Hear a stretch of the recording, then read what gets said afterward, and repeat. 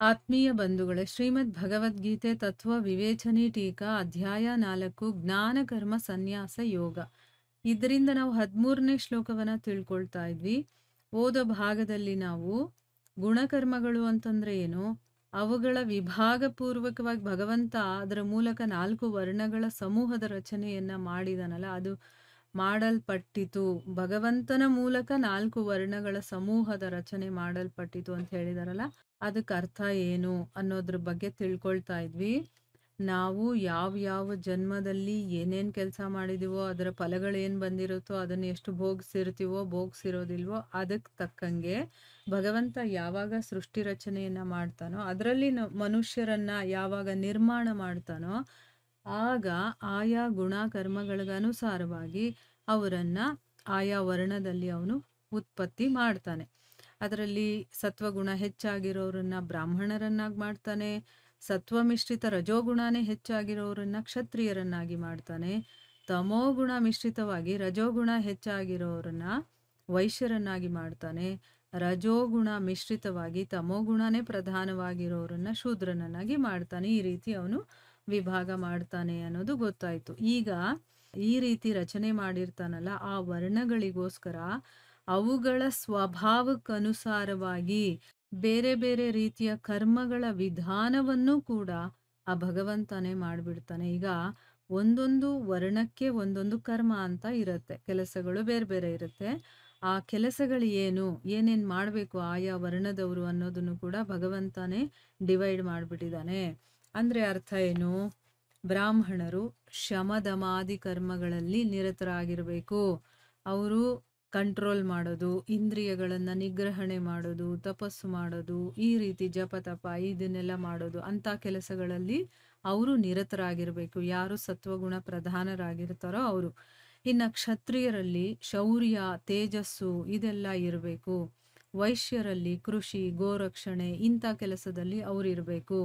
ಮತ್ತೆ ಶೂದ್ರರು ಸೇವಾಪರಾಯಣರಾಗಿರ್ಬೇಕು. ಅಂದ್ರೆ ಬೇರೆಯವರಿಗೆ ಅವರು ಸೇವೆಯನ್ನ ಮಾಡ್ಕೊಂಡಿರ್ಬೇಕು. ಈಗ ಬೇರೆ ಯಾವ ವರ್ಣ ಇದೆಯೋ ಮಿಕ್ಕಿದ 3 ವರ್ಣ, ಅವ್ರಿಗೇನಾದ್ರೂ ಸೇವೆಗಳು ಬೇಕಾದ್ರೆ ಅದನ್ನ ನೋಡ್ಕೊಳ್ಳೋ ಜವಾಬ್ದಾರಿ ಶೂದ್ರರದ್ದಾಗಿರತ್ತೆ.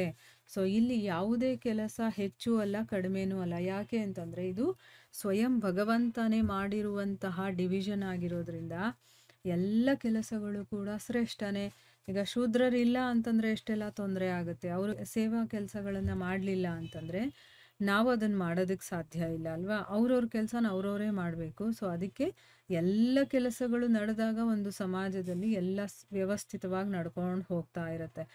ಒಬ್ರು ಇಲ್ಲ ಅಂತಂದ್ರೂ ತುಂಬಾನೇ ತೊಂದರೆಗಳಾಗತ್ತೆ. ಅದಕ್ಕೆ ಎಲ್ಲ ಕೆಲಸಕ್ಕೂ ನಾವು ಗೌರವ ಕೊಡಬೇಕು. ಯಾವುದೇ ವರ್ಣದವರಾದ್ರೂ ಕೂಡ ಅವರಿಗೆ ನಾವು ಗೌರವವನ್ನ ಕೊಡಬೇಕು. ಈ ವಿಷಯದ ಬಗ್ಗೆ 18ನೇ ಅಧ್ಯಾಯದಲ್ಲಿ 4 ಶ್ಲೋಕದಲ್ಲಿ ಭಗವಂತ ವಿವರಣೆ ಮಾಡಿದಾನೆ. ಅದು ಯಾವ ಶ್ಲೋಕ ಮತ್ತೆ ಅದರಲ್ಲಿ ಏನ್ ಹೇಳಿದಾನೆ ಅನ್ನೋದನ್ನ ಈಗ ತಿಳ್ಕೊಳ್ಳೋಣ. 18ನೇ ಅಧ್ಯಾಯ ಶ್ಲೋಕ 41ರಲ್ಲಿ ಬ್ರಾಹ್ಮಣ ಕ್ಷತ್ರಿಯ ವಿಷಾಮ್ ಅಂತ ಒಂದು ಶ್ಲೋಕ ಬರುತ್ತೆ ನೋಡಿ.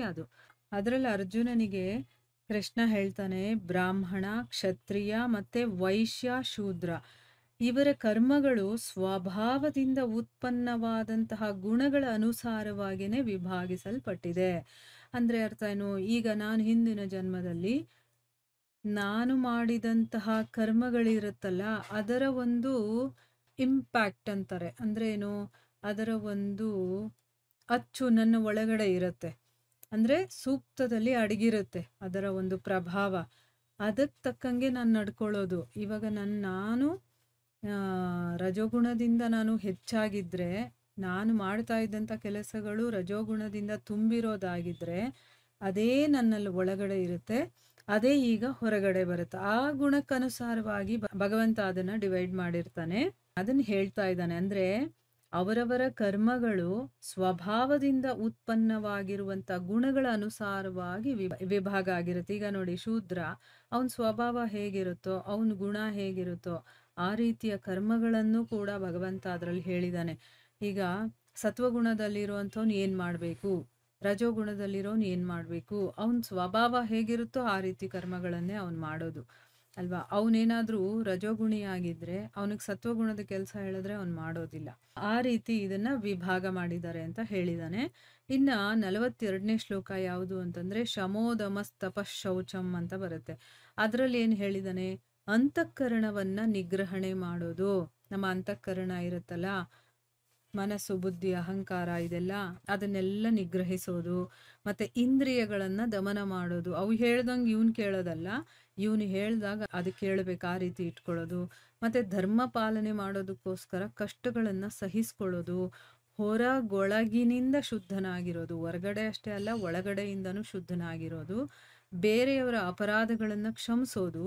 ಮನಸ್ಸು ಮತ್ತೆ ಇಂದ್ರಿಯಗಳು ಮತ್ತೆ ಶರೀರವನ್ನ ಸರಳವಾಗಿಟ್ಕೊಂಡಿರೋದು. ಅಂದ್ರೆ ತುಂಬಾ ಮನಸ್ಸನ್ನ ಗೊಂದಲ ಮಾಡ್ಕೊಳ್ಳೋದಿಲ್ಲ. ಇಂದ್ರಿಯಗಳನ್ನು ಕೂಡ ಆರಾಮಾಗಿರ್ಬೇಕಾದ್ರು ಅದು ಆ ರೀತಿ. ಮತ್ತೆ ಶರೀರ ಕೂಡ ಸರಳವಾಗಿರೋದು. ಅಂದ್ರೆ ಏನು, ಹೆವಿ ಆಗದೆ ಇರೋ ತರ ಊಟ ಆಗಿರಬಹುದು, ಅವನ್ ಧರಿಸೋ ಉಡುಪಾಗಿರಬಹುದು, ಮತ್ತೆ ಅವನ ಶರೀರ ದಪ್ಪ ಆಗದೆ ಇರೋ ತರ ಅವನೊಂದು ಸ್ಮಾರ್ಟ್ ಆಗಿರೋದು, ಸರಳವಾಗಿರ್ಬೇಕು ಆ ರೀತಿ. ಅಂದ್ರೆ ತುಂಬಾ ನಮಗೆ ಭಾರ ಅನ್ನಿಸ್ಬಾರ್ದು, ಆ ರೀತಿಯ ತನ್ನ ಶರೀರವನ್ನ ಇಟ್ಕೊಳ್ಳೋದು. ಮತ್ತೆ ವೇದ, ಶಾಸ್ತ್ರ, ದೇವರು, ಪರಲೋಕ ಇದರಲ್ಲಿ ಶ್ರದ್ಧೆಯನ್ನ ಇಟ್ಕೊಂಡಿರೋದು. ವೇದಶಾಸ್ತ್ರಗಳ ಅಧ್ಯಯನ ಮಾಡೋದು ಮತ್ತೆ ಅಧ್ಯಾಪನ ಮಾಡೋದು. ಮತ್ತೆ ಪರಮಾತ್ಮ ತತ್ವದ ಅನುಭವವನ್ನ ಪಡೆದು, ಇದೆಲ್ಲವೂ ಕೂಡ ಬ್ರಾಹ್ಮಣನ ಸ್ವಾಭಾವಿಕವಾದಂತಹ ಕರ್ಮಗಳು. ಇನ್ನ 43ನೇ ಶ್ಲೋಕದಲ್ಲಿ ಏನ್ ಹೇಳಿದಾನೆ ಭಗವಂತ, ಅದ್ಯಾವ ಶ್ಲೋಕ ಅಂತಂದ್ರೆ ಶೌರ್ಯಂ ತೇಜೋ ಅಂತ ಬರುತ್ತೆ ನೋಡಿ, ಆ ಶ್ಲೋಕ. ಅದ್ರಲ್ಲಿ ಏನ್ ಹೇಳಿದಾನೆ? ಶೌರ್ಯ, ವೀರತೆ, ತೇಜ, ಧೈರ್ಯ, ದಕ್ಷತೆ, ಮತ್ತೆ ಯುದ್ಧದಲ್ಲಿ ತುಂಬಾ ಕಷ್ಟ ಬಂದ್ರೂ ಕೂಡ ಓಡ್ ಹೋಗದೆ ಇರೋದು, ದಾನವನ್ನ ಕೊಡೋದು, ಮತ್ತೆ ಸ್ವಾಮಿ ಭಾವ, ನಾನು ಒಡೆಯ ಅನ್ನುವಂತ ಒಂದು ಭಾವನೆ ಇರುತ್ತಲ್ಲ, ಇದೆಲ್ಲವೂ ಕೂಡ ಕ್ಷತ್ರಿಯನಿಗಿರುವಂತ ಸ್ವಾಭಾವಿಕವಾದಂತಹ ಕೆಲಸಗಳು. ಇನ್ನ 44ನೇ ಶ್ಲೋಕ ಯಾವುದು? ಕೃಷಿ ಗೌರಕ್ಷ್ಯ ವಾಣಿಜ್ಯಂ ಅಂತ ಒಂದು ಶ್ಲೋಕ ಇದೆಯಲ್ಲ, ಅದು. ಅದ್ರಲ್ಲಿ ಏನ್ ಹೇಳ್ತಾನೆ? ಕೃಷಿ, ಗೋಪಾಲನೆ ಮತ್ತೆ ಕ್ರಯ ವಿಕ್ರಯ ರೂಪವಾದಂತ, ಅಂದ್ರೆ ಕೊಟ್ಟು ತಗೊಳ್ಳುವಂತ ಒಂದು ವ್ಯವಹಾರ, ಇದೆಲ್ಲ ವೈಶ್ಯರ ಸ್ವಾಭಾವಿಕ ಕರ್ಮ. ಮತ್ತೆ ಶೂದ್ರನಿಗೂ ಕೂಡ ಏನು ಕೆಲಸ ಅಂತಂದ್ರೆ ಎಲ್ಲ ವರ್ಣದವರ ಸೇವೆ ಮಾಡೋದು ಅವನ ಸ್ವಾಭಾವಿಕ ಕರ್ಮ ಅಂತ ಹೇಳಿದ್ದಾರೆ. ಅಂದ್ರೆ ಯಾವ ರೀತಿ ಭಗವಂತ ಅದನ್ನ ಡಿವೈಡ್ ಮಾಡಿದಾನೆ, ಮತ್ತೆ ಅವ್ರವ್ರಿಗೆ ಆದಂತ ಕೆಲವೊಂದು ಕೆಲಸಗಳು ಏನಿರತ್ತೆ ಅದರ ಬಗ್ಗೆ ಇಲ್ಲಿ ಡೀಟೇಲ್ ಆಗಿ ವಿವರಣೆಯನ್ನ ಕೊಟ್ಟಿದ್ದಾನೆ. ಇದರ ಮುಂದುವರಿದ ಭಾಗ ಇನ್ನೂ ಇದೆ, ಅದನ್ನ ನಾವು ಮುಂದಿನ ಭಾಗದಲ್ಲಿ ತಿಳ್ಕೊಳ್ಳೋಣ. ಹರೇ ಕೃಷ್ಣ.